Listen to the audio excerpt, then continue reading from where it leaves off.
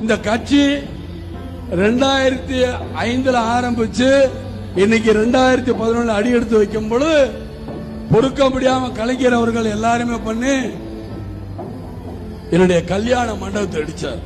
எல்லா பிரிட்ஜையும் போய் திறக்கிற ஒரு ஆளுக்கு முந்தி கலைஞர் தரதான் அந்த பிரிட்ஜை மாத்திரம் திறக்கல. எல்லாரும் போயிட்டாங்க, அப்படி இருக்காங்க. அதுல எங்க போனாலும் ஆக்சிடென்ட்.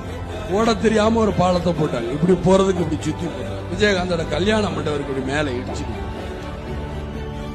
முடிஞ்சு போச்சுன்னு அதெல்லாம் கவலைப்படல.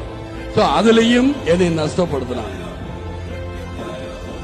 வருமான வரித்துறை அப்படின்னு ஒண்ணு இருந்தது. அந்த வருமான வரித்துறையில என்ன சொன்னாங்க, விஜயகாந்த் நிறைய சம்பாரிச்சு கோடி கோடியா வச்சிருக்காரு.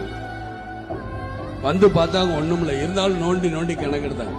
அப்ப நான் அவங்களை பார்த்து கேட்டேன், என்னை மாத்திரம் நோண்டி நோண்டி கணக்கெடுக்கிறீங்களே, ஊரு பூரா கொள்ளையடிச்சு சம்பாரிச்சு வச்சிருக்காங்களே, அவங்க கிட்ட எல்லாம் கணக்கு கேட்கவே மாட்டீங்களா?